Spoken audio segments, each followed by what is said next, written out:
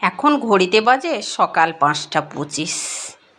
বাইরের পরিবেশটা দেখে বুঝে উঠবেন যে আমাদের কোয়ার্টারে এখনও ঠিকমতো কেউ জেগে ওঠেনি, কিন্তু আমাকে উঠতেই হয়। আসসালামু আলাইকুম, আমি জেসমিন, ইন্ডিয়া লখনৌ থেকে। দেশের এবং দেশের বাইরে যে যেখান থেকে ভিডিওটি ওয়াচিং করছেন, আশা করি আল্লাহর রহমতে ভালো আছেন। আলহামদুলিল্লাহ, আমিও ভালো আছি। সকালে নামাজটা পড়ে নেওয়ার পর নতুন একটা ভিডিও শুরু করে দিলাম কিচেন থেকে। ইডলিগুলো বানাতে শুরু করেছি, চাটনিটা পিষে নিয়েছি। এখানে সবার প্রথমে আমার মেয়েটা স্কুলে যায়, ওর বাসটা সকাল 6:10 এখানে পৌঁছে যায়। তো আমি একটু ঝটপট উঠে পড়ি। উঠে নামাজটা পড়ে নেওয়ার পর ব্রেকফাস্টের কাজটা শুরু করে দিই। কিছুটা মেয়েকে ইডলি বানিয়ে দিলাম, কিছুটা খেয়ে নিয়েছে, কিছুটা প্যাক করে দিয়েছি। মেয়েটা স্কুলে চলেও গেছে। তারপর বাবু সোনাটাকে উঠিয়ে নিলাম, বাবুটাকে রেডি করে কিছুটা গরম গরম বাবুটাকে খাইয়ে দিলাম আর কিছুটা প্যাক করে দিলাম। এখন পালা হাজবেন্ডের। হাজবেন্ড রেডি হয়ে খাওয়া শুরু করে দিয়েছে। একদিকে খাওয়া চলছে, একদিকে প্রশংসা করছে। প্রশংসা শুনতে কাকে না ভালো লাগে, তাই আমাকেও ভালো লাগছে। আর এই প্রশংসার মধ্যে আমরা যত সকালেই উঠি না কেন মেয়েরা, যখনই প্রশংসা হয় সব কিছু আমরা ভুলে যাই। এখন ছেলে আর ছেলের পাপা রেডি হয়ে একসঙ্গে বেরিয়ে পড়েছে। ছেলেটাকে স্কুলে পৌঁছে দিয়ে হাজবেন্ড চলে যাবে ডিউটিতে।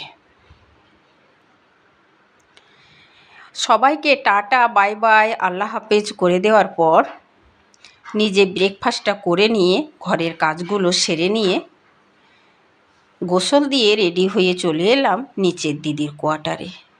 যেহেতু নিচের দিদি ইনভাইট দিয়েছে যে দিদি কালকে আমাদের গেস্ট আসবে, তো আমরা দুই দিদি মিলে একসঙ্গে খাবার দাবার বানিয়ে একসঙ্গে খাওয়া দাওয়া করব। তো আমি বলেছি ঠিক আছে, তাই হবে। দিদির কথা, আমি সবজিগুলো কেটে মশলাগুলো রেডি করে দেবো, আপনি রান্না করবেন। আপনার রান্না সেই টেস্ট। তা সেই অনুযায়ী আমি এখন রান্নাগুলো বসিয়ে দিয়েছি আর দিদি আমাকে হেল্প করছে। আমি ভেন্ডির ভুজিয়াটা বসিয়ে দিয়েছি আর একদিকে ছোলার বয়েলটা করে রাখলাম, আর দিদি পুরীর জন্য আটাটা মাখিয়ে নিচ্ছে। আপনাদের সঙ্গে গল্প করতে করতে আমি ছোলার মশলাটা কষিয়ে নিচ্ছি।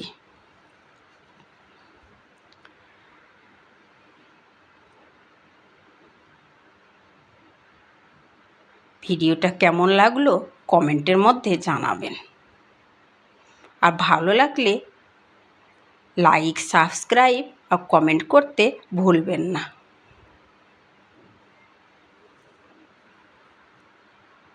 আজকে রান্না করব ছোলার তরকারি, ফ্রায়েড রাইস, ভেন্ডির ভুজিয়া, রায়তা, সালাদ, সাথে তো রসগোল্লা আছে।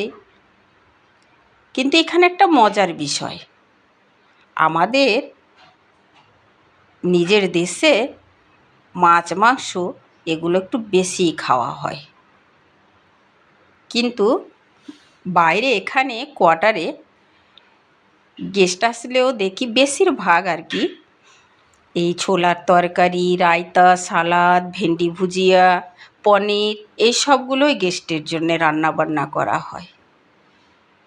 তো কোনো ব্যাপার নেই, যেখানে যেমন চলন সেটাই সেইভাবেই চলতে হবে।